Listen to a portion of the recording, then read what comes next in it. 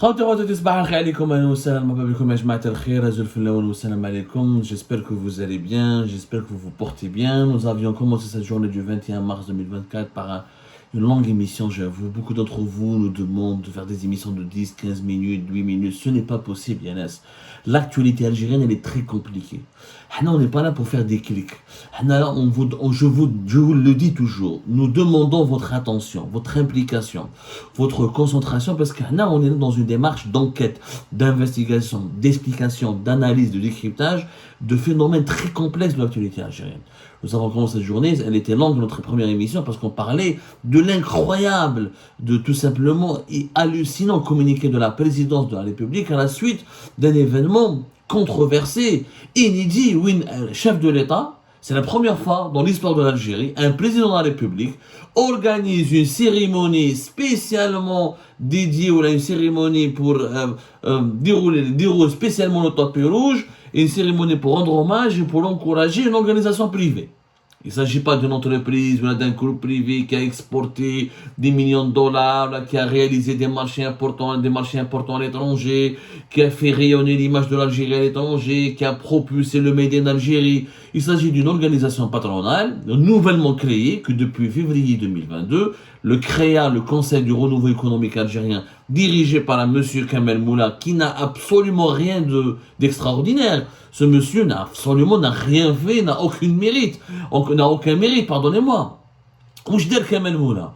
Kamel Moula a hérité d'un groupe familial, Vénus, que son père et sa famille lui ont laissé. Il a eu des amis, il a profité de l'ancien système parce qu'il était lui-même parmi la Isaba Ali Haddad. Nous avons les photos et les événements et la littérature. Allez voir toutes les activités du FCE de 2014 à 2019. Allez voir tous les événements. Allez voir toutes les rencontres, toutes les réunions nationales et internationales. Kamel Moula a toujours été aux côtés de Ben Amour, d'Ali Haddad et des autres membres les plus importants du FCE. Quand toujours معاهم.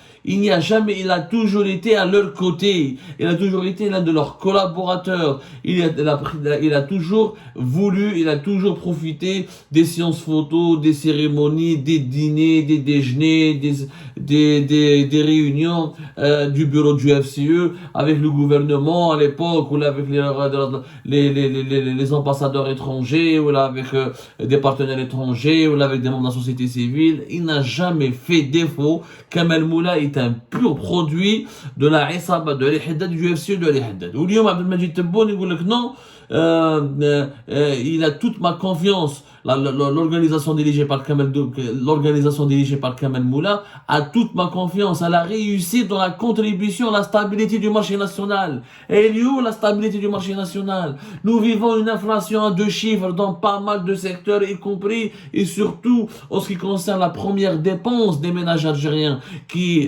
sont les dépenses agroalimentaires, les dépenses alimentaires, la nourriture. Dans le secteur agricole et agroalimentaire, nous avons une inflation à 2 chiffres depuis 2021 jusqu'à cette année 2024.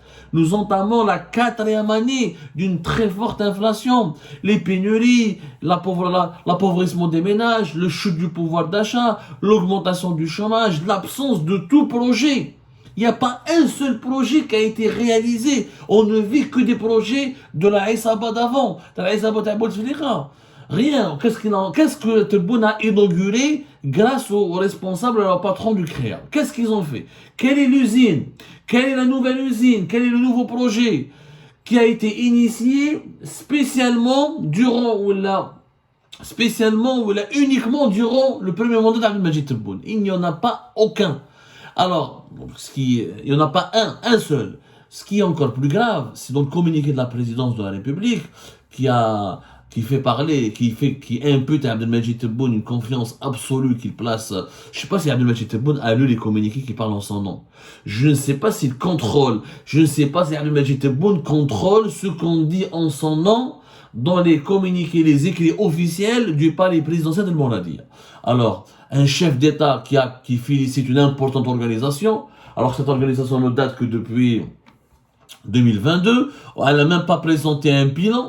J'aimerais bien voir le CREA qui nous présente un bilan, le bilan du CREA. Attendez les comptes rendus tel CREA, attendez les chiffres, attendez les faits, donnez-nous les réalisations. Qu'est-ce qui a été fait réellement par le CREA? Comment on peut la qualifier d'une importante organisation? Sachant qu'il y a des entreprises publiques qui sont rattachées au CREA. Je ne fais un Est-ce que c'est les entreprises privées telles CREA qui خدموا? Est-ce que les entreprises est-ce que c'est l'entreprise comment dirais-je, est-ce que c'est les entreprises privées? Attendez le bilan, comment on peut la qualifier d'organisation importante? Mais le plus grave, qu'il y a une réussite, stabilité du marché national, c'est un rôle important dans l'édification de l'économie nationale. Quel est ce rôle? Que pèserait, encore une fois, combien d'emplois, de projets ont été réalisés par le CREA? Justement, ce communiqué donne des chiffres. Dans des chiffres, qu'est-ce qu'il dit? Alors, il dit que selon le communiqué de la présidence de la République, l'audience accordée à la délégation du CREA par Abdelmajid Tebboune a porté également sur l'ensemble des projets d'investissement entre novembre 2022 et fin février 2024. Donc, selon la communication officielle, selon le communiqué officiel du palais présidentiel d'El Mouradia, entre novembre 2022 et fin février 2024, il y a eu 6103 projets d'une valeur de 3068 milliards de dinars, permettant la création de 150 000 emplois. C'est même les 150 000 emplois par 6103 projets. 3068 dinars. Comment je mets 3068 dinars? C'est un chiffre astronomique. 3068 dinars, c'est 22 milliards de dollars. C'est l'équivalent de 22,7 milliards de dollars. Comment? On aimerait bien, c'est-à-dire à la présidence de la République, les membres du CREA ont réalisé l'équivalent de 22,7 milliards de dollars de projets entre novembre 2022 et fin février 2024. En une année et demie. Comment 3 000 milliards de dinars de projets ont été réalisés, donc sur quel terrain? On a de les projets. Comment un pays a réalisé l'équivalent de 22 milliards de dollars de projets, alors qu'on a toujours du chômage élevé, on a toujours une inflation élevée, on vit toujours les infrastructures qu'on a héritées de l'époque de Bouteflika, les méga-projets de l'époque de Bouteflika, les aéroports de l'époque de Bouteflika, les stades de l'époque de Bouteflika, les routes de l'époque de Bouteflika, l'eau, même l'eau, c'est les stations de dessalement d'eau de mer à l'époque de Bouteflika. L'équipe de Tebboune a réalisé que quelques petites stations de dessalement d'eau de mer, fait bateau cassé, entre Bourj Kifan, entre Fouka, mais tous les grands projets qui font vivre l'Algérie d'aujourd'hui, de Sonatrach jusqu'au dessalement de l'eau de mer, jusqu'à l'agriculture, c'est l'époque de Bouteflika. On a les 22 milliards de dollars qui ont été investis, qui ont été réalisés, des marchés de 22 milliards. Regardez, donnez-moi un pays où 22 milliards de dollars de marchés réalisés ont créé uniquement 150 000 emplois. Oh! Un peu comme avec 22 milliards de dollars, ce qu'on fait. Avec 22 milliards de dollars, on crée 1,5 million d'emplois. Mais si 150 000 en plus, avec 22 milliards de dollars et quelques, normalement, on crée 3 millions d'emplois. Vous imaginez ce que c'est que 22 et quelques? C'est le PIB, c'est la moitié du PIB de la Tunisie. Le PIB de la Tunisie, le PIB de la Tunisie. 46 milliards de dollars.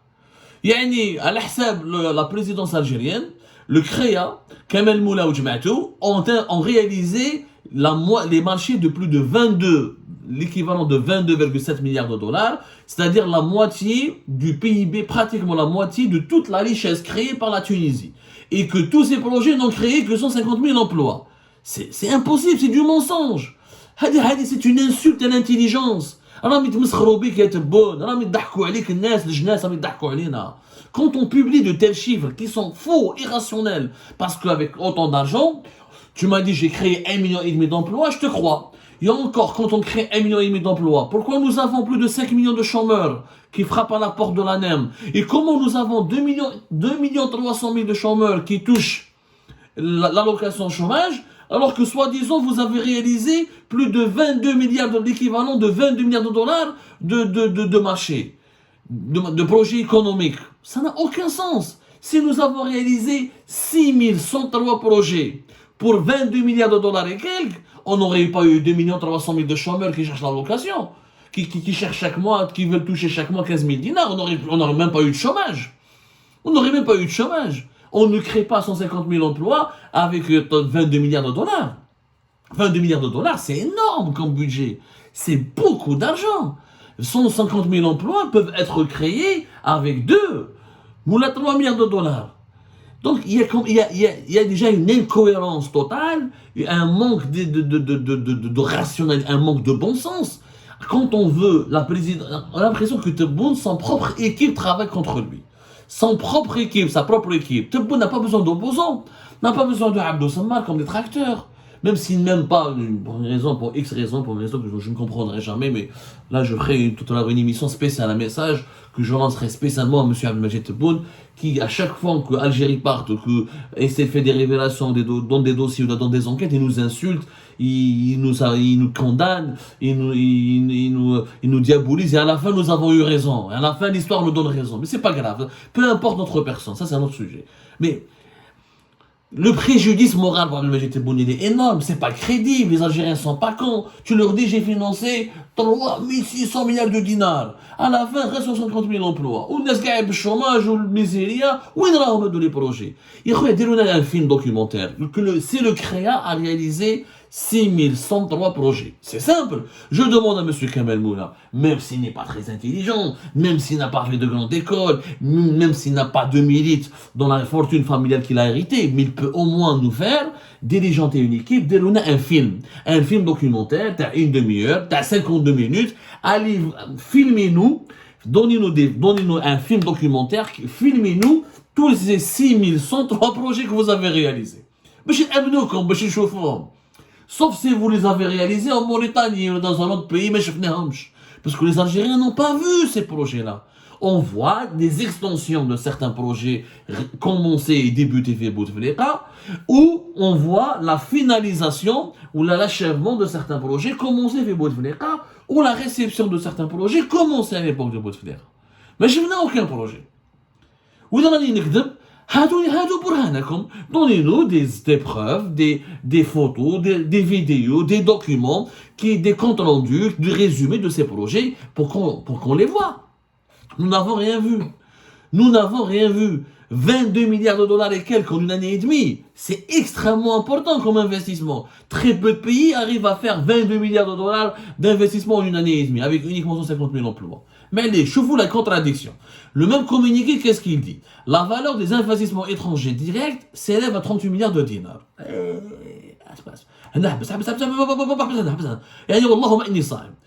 je 38 milliards de dinars, c'est 28 millions de dollars. Les investissements étrangers en Algérie en une année et demie, 28 millions de dollars. Donc, c'est un chiffre extrêmement grave. C'est extrêmement médiocre. C'est la plus mauvaise performance de l'histoire du pays.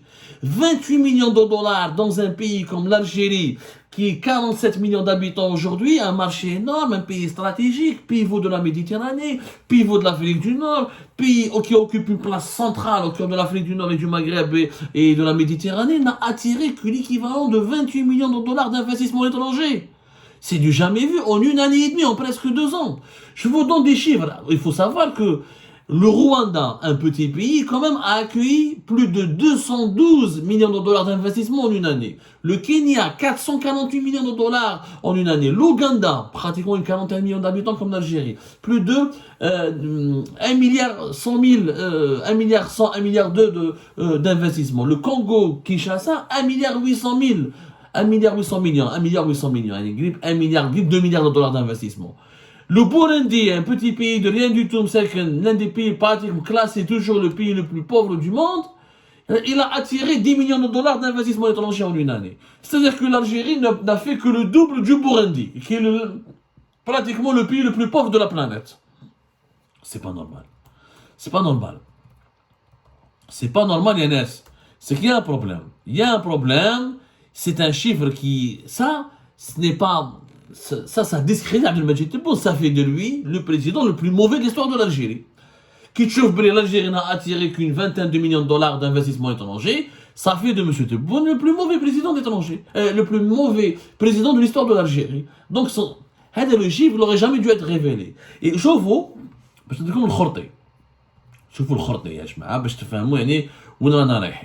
le même communiqué.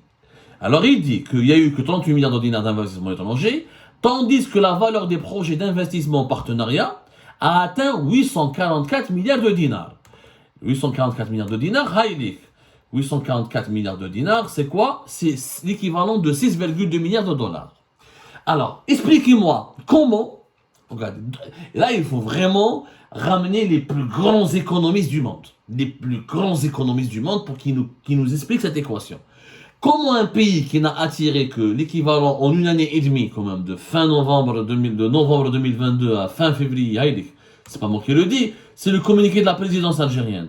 De novembre 2022 à fin février 2024, il n'a attiré que 28 millions de dollars d'investissement. Comment et les investissements en partenariat, les investissements en partenariat avec des étrangers. Comment les investissements en partenariat l'AHCO 6,2 milliards de dollars, alors que les investissements étrangers ne sont qu'à 28 millions de dollars. Qui sont ces partenaires étrangers? Les idées, même, normalement, même les projets en partenariat, tout, c'est quoi un investissement direct étranger? C'est tous les capitaux étrangers injectés par des investisseurs non résidents, non nationaux, c'est-à-dire qui ne sont pas algériens, qui n'habitent pas en Algérie, qui injectent des devises dans l'économie nationale. Comment nous avons eu 6,2 milliards de projets de partenariat, alors que tous les investissements directs étrangers sont uniquement de 28 millions de dollars, l'équivalent de 28 millions de dollars. De 28 millions de dollars. C'est incohérent. Ça veut dire qu'il y a des projets en partenariat, c'est le chiffre de 844 milliards de dinars, qui est l'équivalent de 6,2, est un faux chiffre.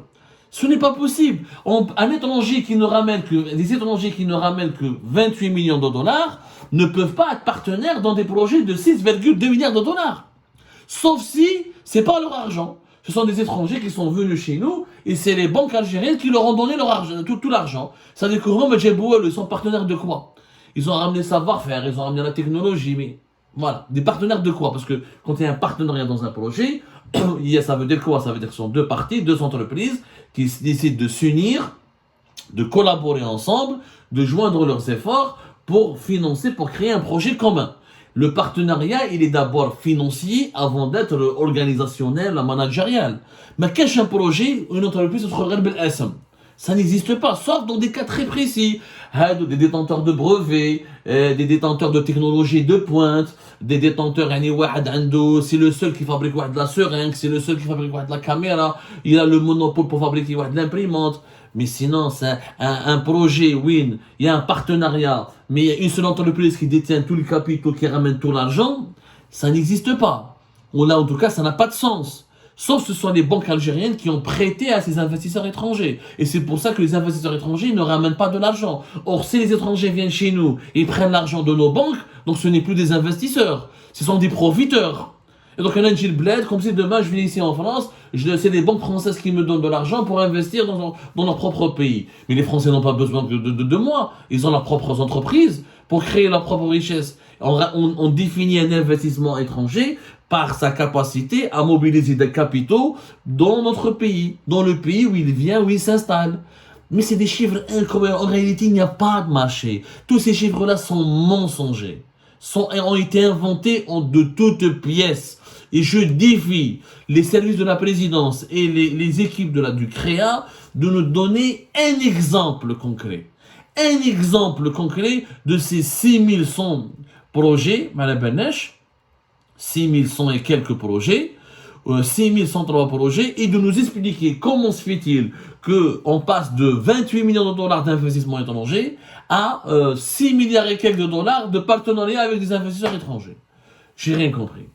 Moi, franchement, je n'ai rien compris. Généralement, c'est le partenaire étranger qui ramène l'argent, le partenaire local, il ramène du foncier, il ramène les équipes humaines, il ramène, je sais pas, il ramène les ressources humaines, il ramène des terrains, il ramène du matériel qu'il possède en Algérie, il ramène... Mais là, on n'a rien compris.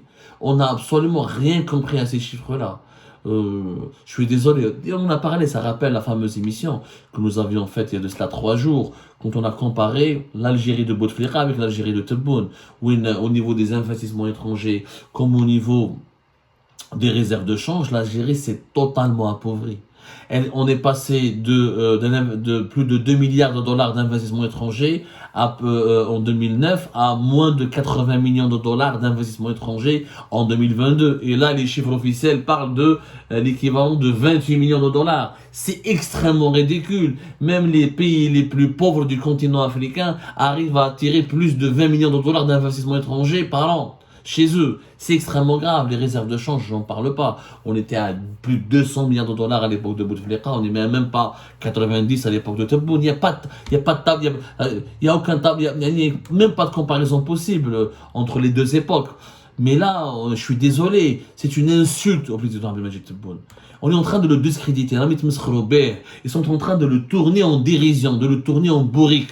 À force de mentir, de dire que nous avons réalisé l'équivalent de plus de 22 milliards de dollars de projets. Et on a créé que 150 000 emplois, alors que le chômage, tout le monde, en Algérie, on se bouscule et on fait la queue pour demander l'allocation de chômage. Si on a investi plus de 22 milliards de dollars, qui a profité de ces emplois? Qui a profité de ces projets? Où est l'impact de ces projets sur le bien-être, sur le confort, sur le quotidien concret de la population algérienne? C'est tout simplement une insulte à l'intelligence de notre peuple, d'abord, de lui mentir de la sorte. Et c'est surtout aussi une insulte à Abdelmadjid Tebboune. On lui fait une grande insulte, parce qu'on est en train de le ridiculiser, de le rabaisser, et on est en train de lui coller ou de le traîner dans des machinations, encore une fois des machinations, dans des manipulations qui vont lui causer un tort, beaucoup de tort, franchement énormément de tort, parce que l'histoire est en train de juger, l'histoire est en train d'enregistrer plutôt. L'histoire est en train d'enregistrer et elle jugera plus tard. Mais le jour du jugement de l'histoire, ça va être très difficile de payer l'addition parce qu'elle sera très salée.